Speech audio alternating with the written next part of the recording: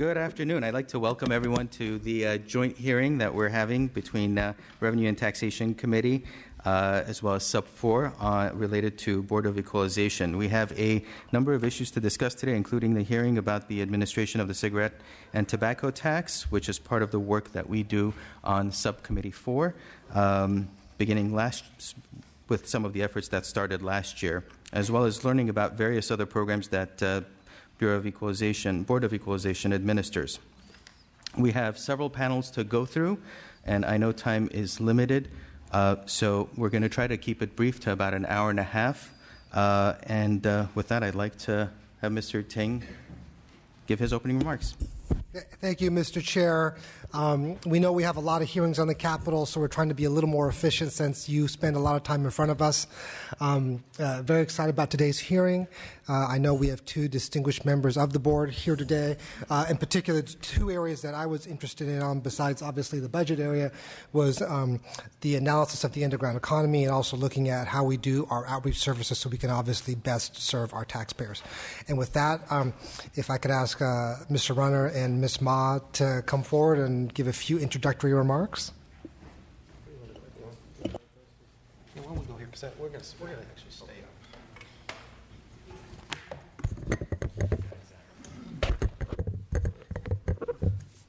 Well, welcome. We're glad to be here and give a couple of just some beginning remarks in terms of our issues at the BOE. We're glad to be able to come, and we thought it appropriate as a new legislative year starts and new members are gathered, and for us to come and meet and be a part of this discussion. So we're glad to do that. I think in particular, Mr. Chair, we are going to be talking specifically coming up a little bit later in regards to the outreach issues.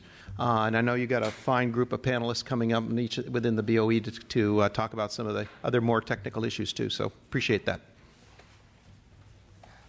Thank you very much, members, for having this hearing. I also will chime in a little bit on our outreach program. I have one going on right now in San Luis Obispo, and my team members say that it is very, very successful, and they're very impressed with it, so I will chime in a little bit later about some of the other programs. Great. So I'd like to invite Edna Murphy to provide an overview of the BOE budget and staff. Thank you.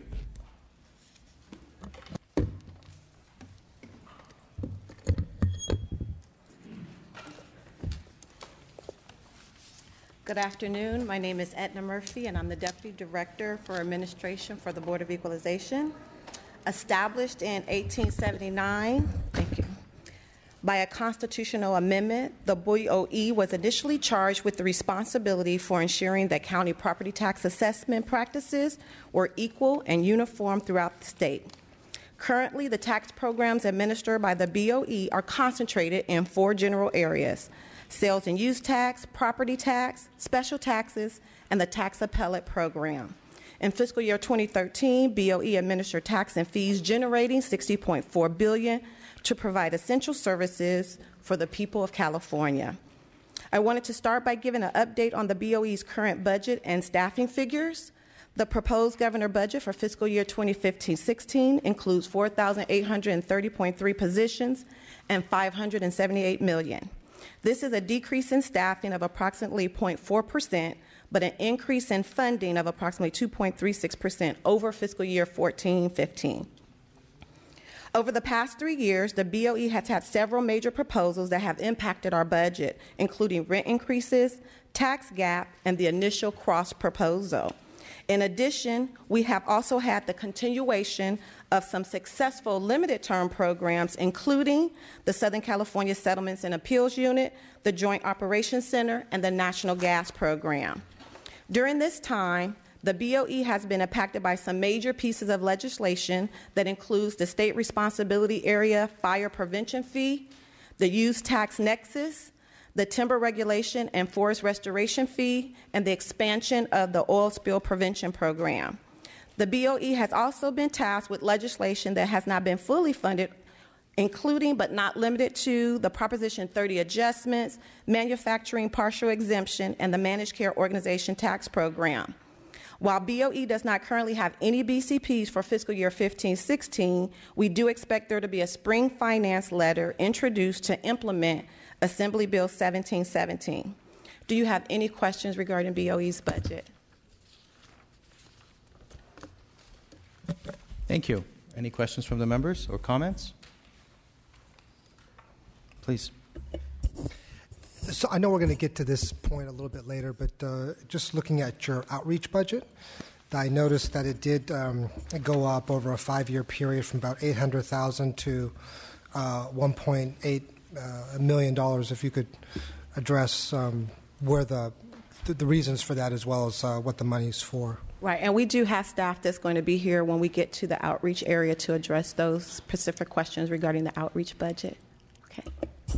Are they here yet? Yes. That's panel 4. Do you want to jump ahead? I'd like to, well, since we're talking about budget. Okay.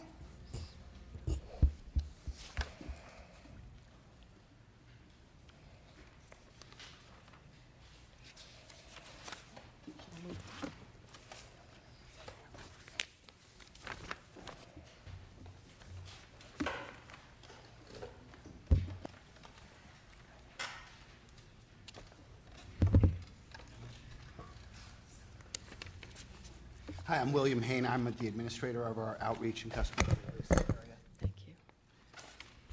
And this is Maria Delgado, who's the manager in our outreach services area.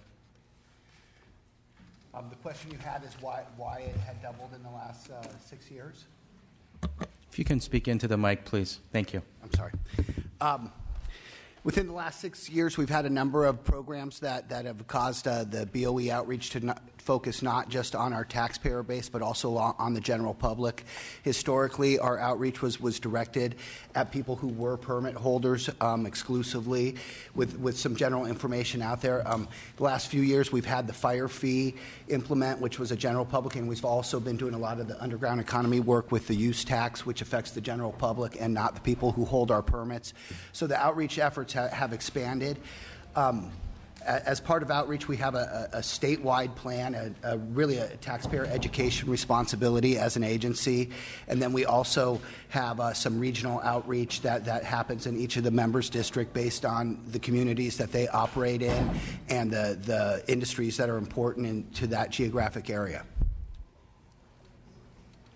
To your question about the expansion, what we discovered when we were researching this gap is the figures that were presented to you also included what our media services program, which is under the Outreach Services Division. That was, I believe, under number 2, under the outreach section, the media services was included in that as well. So their personnel services, the OE&E was in there. And also they were included in BCPs that we requested during that time. So with the assistance of our budget shop, we kind of figured out that that's probably the best, that's probably what we're looking at. Bill and I are getting up to speed really quickly here in terms of taking a look at the historical, the costs and the programs and, trying to get a handle on it. So I hope that's answered your question. Well, just to get a little more specific, the additional $1 million, do they go to personnel? I'm not clear. Do they go to media? What did it? Well, it appears. So how we were able to? It said that 3.5 positions were established for Tax Gap 2, and they would have been reflected in that 2013-14 budget. Those positions expired at the end of June. Okay. So additionally, during the period of 2009 to 14, which was the period that the questions have covered, as I mentioned, media services was part of the division. So. Best we could figure, the 3.5 positions from Tax Gap 2, 5 positions from AB 155, and 4 positions for media services that were included in the cross BCP were all included in that budget. Those budget figures that were presented in the initial round of responses. Okay, I guess I'm not completely understanding your explanation. So with 3.5 positions, I know that does not total $1 million difference. So I'm trying to better understand. And in particular, the services line item seems to account for the majority of the difference, about $800,000. So I believe when we did the math, that was pretty close to what we saw as well. And okay, well, if you could, as a follow-up, send our office a breakdown of that math, I'd love to be able to see it on an annual basis as well as on a position by position basis. sure. Thank you. Mr. Cooper? Thank you, Mr. Chair. As a follow-up to Mr. Ting's question, can you talk more about how much each BOE member expended on outreach activities? Is the budget related to the board members? Yeah, we don't. Yeah, it's part of the overhead. We don't break it out individually by board member because there's the statewide component to the outreach program that affects statewide, and then there's each board member has their regional area, but we haven't broke out the outreach budget by board member district.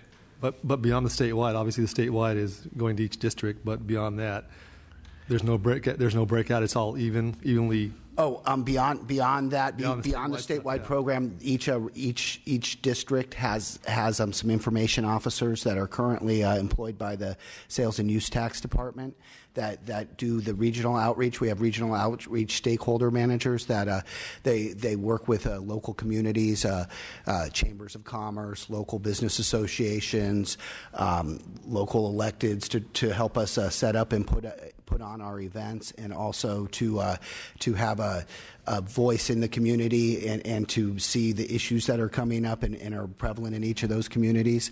And so that's the regional portion of the outreach program. It's mostly spent on personnel. Sure, but beyond that, can you tell me specifically what the member spent? Each member spent. Is it? There's no formula for that? I do not have that figure. No. I do not have that. I'm sorry. And then following up on Mr. Ting's question, I would like it because obviously going up that $1 million, I think there's somewhere you need to be able to break it out as far as the increase in the budget, as far as the outreach budget, with some specifics. I would like to know in which area. So I would like the same information you send Mr. Ting. I would like also. But also broken out by board member district? Yes, and also to be specific about the increase in the budget, where it went to. Because I know you gave a little bit of answer, but it was kind of generic. So I need you guys to drill down more deeply and to give us some more specifics on that. That would be helpful. Yes, sir. So, Mr. Cooper, we also changed the lines in 2010. So Betty Yee, who was my predecessor, had a little bit different lines than I did. So I think, do you want to break it down current lines? Members based on today, since I just got here. Sure, exactly. Okay. And that's not a problem with you. But I'm just curious just to find out and give us a snapshot of what it was. Okay.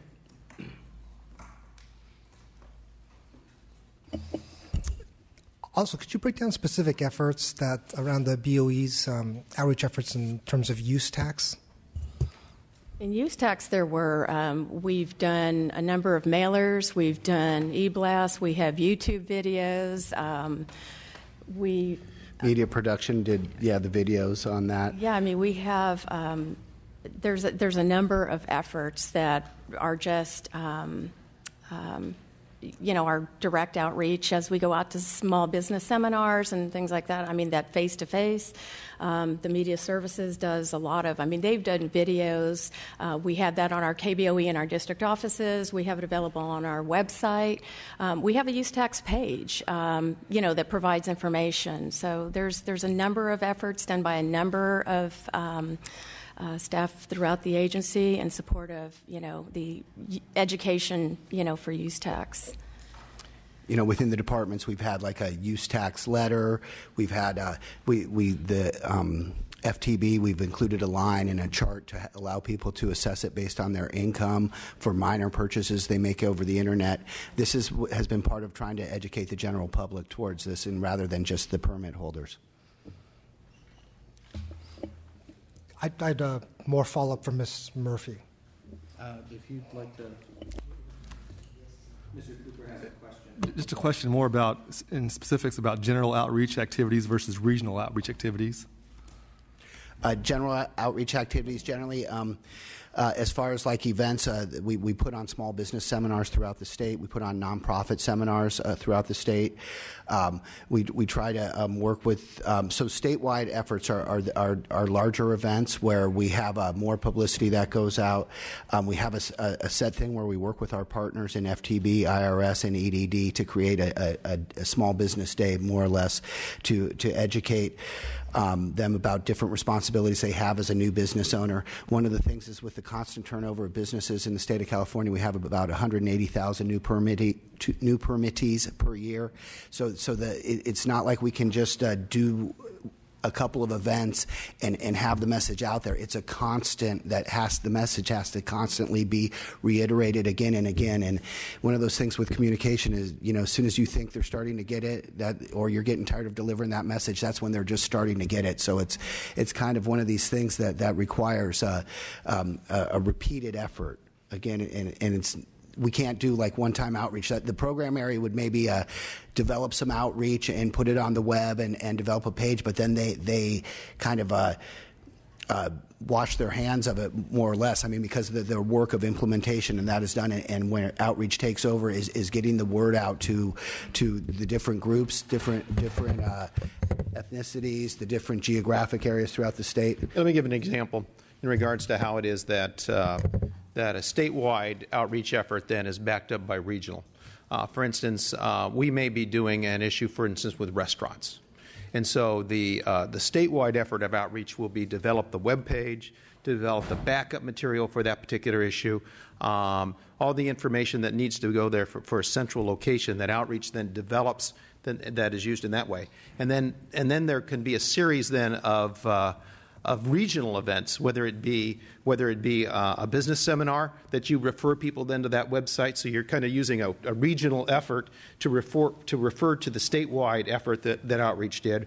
Or, for instance, one of the issues I'll touch on when I talk a little bit is I'll do a telephone town hall to my restaurants, where then, again, that's a regional effort, but we're pointing them back to the statewide outreach effort. So there really isn't a specific, I think there's very little specific statewide outreach that isn't connected then back to the regional effort, because the regional effort is where it is that we actually touch the taxpayers and the permit holders. As far as the budget goes, if you can break it down, what percentage is geared towards general outreach versus regional outreach? Yeah, again, I think that they'll have to work through that and see. Again, sometimes it's difficult to tell because, in fact, I'm going to give you guys, when it comes to my effort, a flyer. The flyer is done between a couple of members. So a lot of times we'll go together regionally on those issues. Sure. Because, again, our district. So we can get at least close in that regard. But the key issue, I think, to remember is that there's not this statewide effort of outreach that just is on its own, but it really works because of the regional efforts in order to get taxpayers and permit holders to what it is that we were saying statewide. And the importance of that is because the BOE needs to speak with one voice. And so regionally we talk about it, but then we steer them back toward then the statewide effort or the statewide communication. But the BOE mothership does send out things statewide. Yes, we do. So there's a way to break that down versus statewide versus somewhat regionally. It's not all lumped in together. Correct? Yes.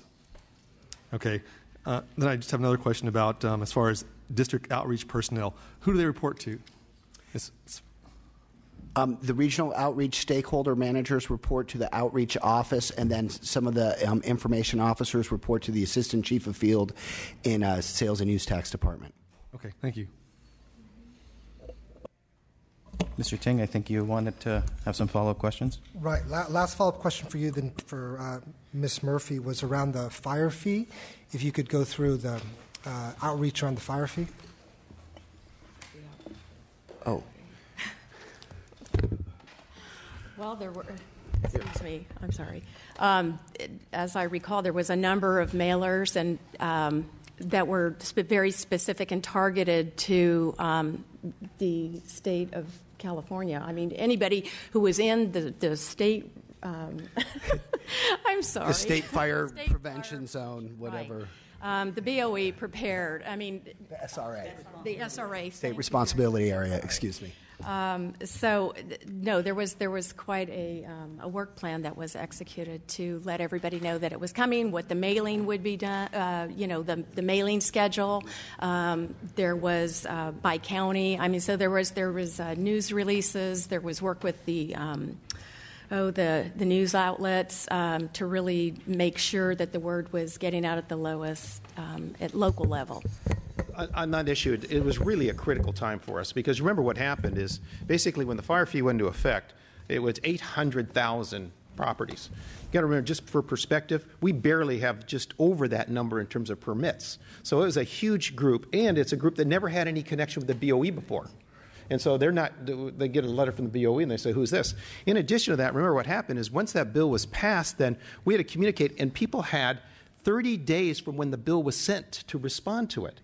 And these people were totally unaware. So actually, one of the efforts that we did is we actually, during the first time, we sent out, we knew when the bills were going to go out, and we actually sent out a pre-notice telling them, hey, in so many days, you're going to be getting this. Because again, I guess I could touch on this, but I'll say it again now, and that is the fire fee, but basically the people who own a fire fee, it's just a bit over $100. So it's really important for us to get voluntary compliance because we can burn up $100 real fast trying to go ahead and collect somebody who didn't pay. So the upfront communication was really essential for us in that effort. Thank you. And were there increased personnel costs because of the fire fee? I think Edna can answer that in regards to what was part of the BCP for that. Thank you. Why don't you guys sit over here? I think they're going to be. Oh, no? All right. Yeah. I can come back. There's the folks coming. I think you should. Yeah, as long as you're going to keep coming back. Yeah, so yes, there were substantial increases to our personnel because, again, like was mentioned, these were new taxpayers who were not familiar with the BOE, and it was so substantial. It was administered by CAL FIRE, so they actually was the one who retained the list. When the program was first initiated, we were already a year behind, so we had to mail out 2 mailers in the same year to do a catch-up, and so there was a lot of correspondence that went out to the taxpayer to kind of explain to them what was happening because this was something that was very new. It was a new fee. There was a lot of concerns or questions on whether or not they had to pay, and if they didn't pay, whether they could petition. So we really did a lot of efforts to make them understand that it was important for them to pay and that, if they wanted to petition it, how they needed to do that, how to go about it. I don't have the exact figures of how much staff was increased by that, but I can get you that information specifically. That would be great. Okay. And my follow-up question to you was regarding the district offices. I noticed that the district offices were fairly evenly distributed, but in terms of accounts, obviously each district has significant variance in accounts. So could you walk us through how you do the district offices? Like, for example, I know for Ms. Ma, her district is fairly large, but she doesn't have a district office south of San Jose, and she goes all the way down to Santa Barbara, is it, Ventura? So it's a fairly big geography without any service. So I may need Jeff to come up here and explain to me how the accounts work. So.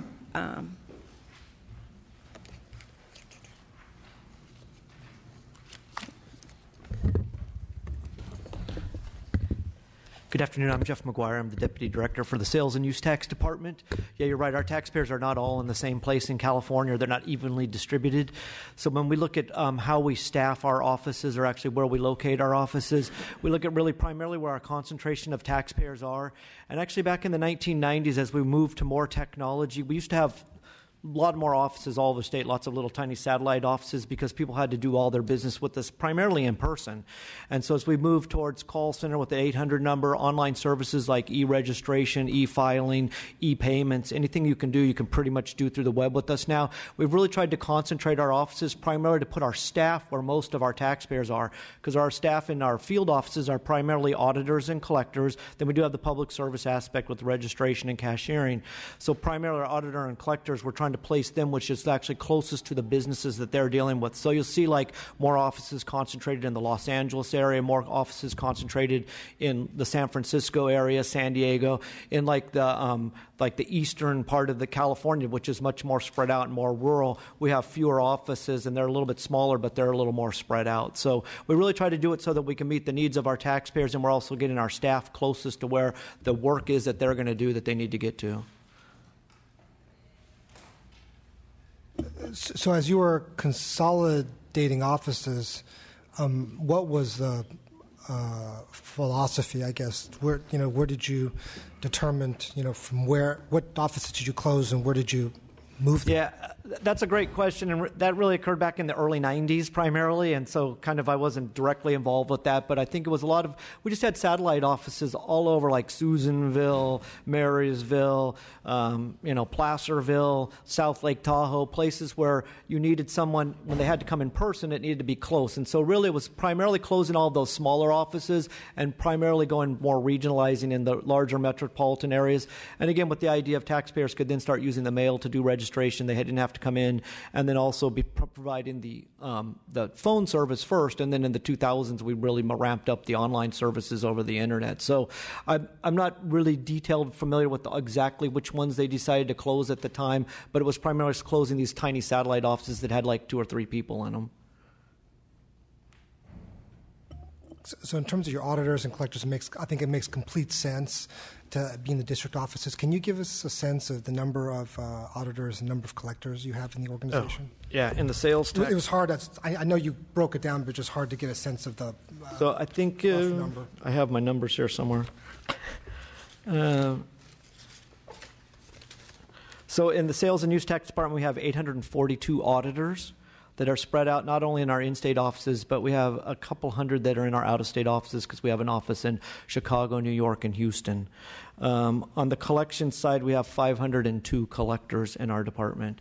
Some of those are regionalized. We do some functions a little more centrally in our collections, but the vast majority are actually out in our field offices that do those. So they're closer to, if they need to make field calls, it's less cost for us on their travel time and costs. So I'm sorry, you said, and for auditors, it's 842 in sales and use, or this is department-wide? That's just sales and use. There's 907 department-wide. There's 64 in our special taxes area on auditors. In terms of collectors, it's 502? 502 in sales and use tax and 67 in special taxes for a total of 569, if I did my math right.